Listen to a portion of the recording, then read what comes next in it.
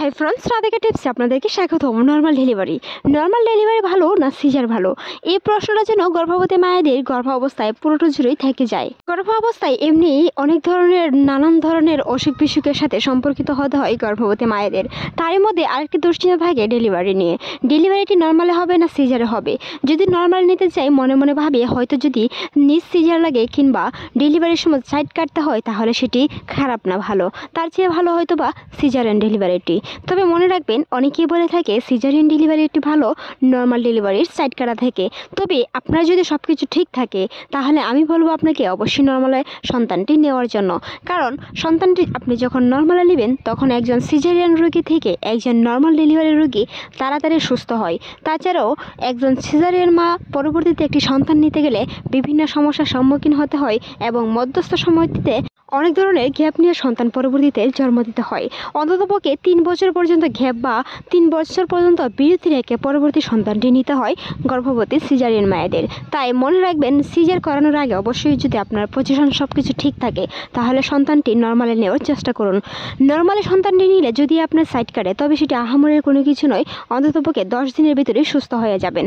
এই নিয়ে বিভিন্ন ধরনের গবেষণায় দেখা গিয়েছে একজন গর্ভবতী মা যখন নর্মালে বাচ্চা নেয় যদি তার নিজ কাটতে হয় বা কখনো কখনো সেটি ছিঁড়ে যায় তাহলে পরবর্তীতে 2টি বা 3টি সেলাই দিয়ে মাধ্যমে সেটি সুস্থ করা যায়। তবে এতে কোনো অতিরিক্ত রিস্ক নেই যেটি একজন সিজারিয়ান মার ক্ষেত্রে রয়েছে। একজন সিজারিয়ান মার পরবর্তীতে সন্তান নিতে গেলে তার পেটের শিলিটি শুকিয়েছে কিনা বা বিভিন্ন ধরনের ডায়াবেটিস কন্ট্রোলে আছে কিনা সেই বিষয়গুলো অবশ্যই খেয়াল রাখতে হয়। তবে গর্ভবতী যখন আপনি হবেন তখন গর্ভাবস্থার শেষের দিকে যদি আপনার সিজার হয়ে থাকে তাহলে কিন্তু সেলাইয়ের জায়গায় ফেটে যাওয়া বা বিভিন্ন ধরনের সমস্যায় ভুগতে হন সিজারিয়ান মায়েদের। সেই ক্ষেত্রে বলবো নর্মালে সন্তান নেওয়াটা খুবই গুরুত্বপূর্ণ এবং নর্মালে সন্তান নেওয়াটা খুবই ভালো।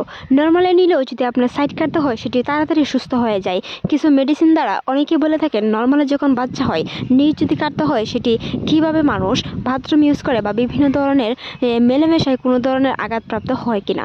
সেটি ক্ষেত্রে বলতে চাই, মেলামেশার ক্ষেত্রে আপনাকে একটি নির্দিষ্ট সময় দেওয়া হবে। সেই নির্দিষ্ট সময়ের পর অবশ্যই মেলামেশা করতে পারবেন। তবে সেটি নির্দিষ্ট সময় বলতে অন্ততপক্ষে 10 থেকে 15 দিন বা কারো ক্ষেত্রে সেটি 1 মাসের মতো সময় লাগতে পারে। 1 মাসের মতো সময় লাগার পরে পরবর্তীতে আপনি যে কোনো মেলামেশা করতে পারবেন, এমনকি পরবর্তীতে আপনি সন্তান ধারণ করতে পারবেন। আপনার বাচ্চার পজিশন যদি সব কিছু ঠিক থাকে নর্মালে সন্তান হয় তাহলে অবশ্যই নর্মালে নেওয়ার চেষ্টা করুন। তবে নর্মালে সন্তান হবে সেটি আপনার নিজ কাটতে হবে কিংবা নিজ কাটা হবে কিনা সেটি তো আপনি নিশ্চিত হতে পারবেন না। তাই অবশ্যই নর্মালে নেওয়ার চেষ্টা করুন। যদি নিজ কাটতে হয় বা একটু ছিঁড়ে যায় সেটি ডক্টর আপনাকে সেলাইয়ের মাধ্যমে দিয়ে আপনার পরবর্তী কোনো সমস্যা না হয় সেটি নিশ্চিত করে দেবে। তাই যদি আপনার বাচ্চার পজিশন ঠিক থাকে তাহলে অবশ্যই নর্মালে নেওয়ার চেষ্টা করুন। যদি আপনার হয়ে থাকে সিজার কিংবা নর্মাল ডেলিভারির ক্ষেত্রে সাইড সিজার হয়ে থাকে সেই ক্ষেত্রে সেটি যত্ন কীভাবে নেবেন। যত্ন নেওয়ার ক্ষেত্রে প্রথমেই বলবো পানি ব্যবহার করতে পারবেন না। তবে অনেকেই মনে করেন সেটি গরম পানি দিয়ে পরিষ্কার পরিচ্ছন্ন রাখাটা ভালো। তবে যদি আপনাকে ডক্টর বলে থাকে গরম পানি দেওয়ার জন্য তাহলে দিতে পারেন। আর যদি ডক্টর আপনাকে না বলে তা অবশ্যই গরম পানি দেওয়া যাবে না। কারণ গরম পানি দেওয়ার কারণে যখন আপনাকে প্লাস্টিক সিলিটি ইউজ করা হবে তখন গরম পানি দেওয়ার কারণে সেই সিলিটি নরম হয়ে ছুটে যেতে পারে, যেটি আপনার পরবর্তীতে ঝোড়া লাগার সম্ভাবনা খুবই কম থেকে যায়। তাই অবশ্যই সেই সময় গরম পানি ব্যবহার করা যাবে না, নর্মাল পানি ব্যবহার করতে পারেন। তবে সাবান বা অন্যান্য কোনো ধরনের কেমিক্যাল ব্যবহার করা যাবে না। জায়গায় শুকানোর পাশাপাশি সেটি হালকা চুলকানোও হতে পারে, চুলকানোর মতো কিছুটা ফিল হতে পারে। তবে সেটি চুলকানো যাবে না। মনে রাখবেন কোনো ধরনের কেমিক্যাল কিংবা গরম পানি দিয়ে সেটি ওয়াশ করতে যাবেন না, যেটি পরবর্তীতে সমস্যার কারণ হতে পারে।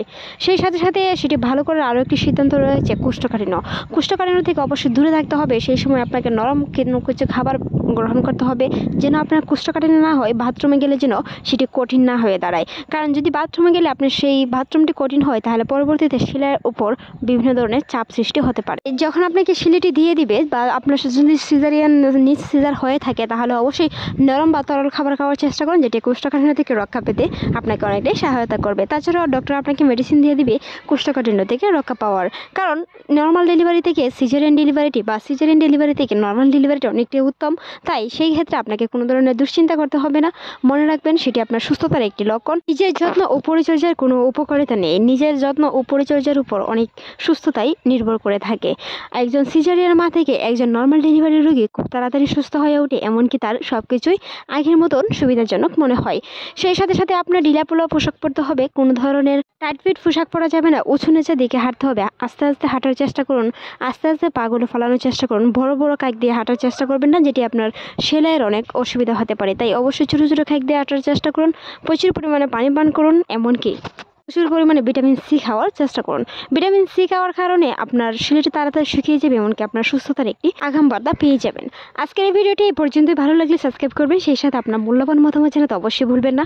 আমাদের ছোট্ট চ্যানেলটি সাবস্ক্রাইব করার অনুরোধ রইল। ভিডিওটি এতক্ষণ দেখার জন্য আপনাকে অসংখ্য ধন্যবাদ।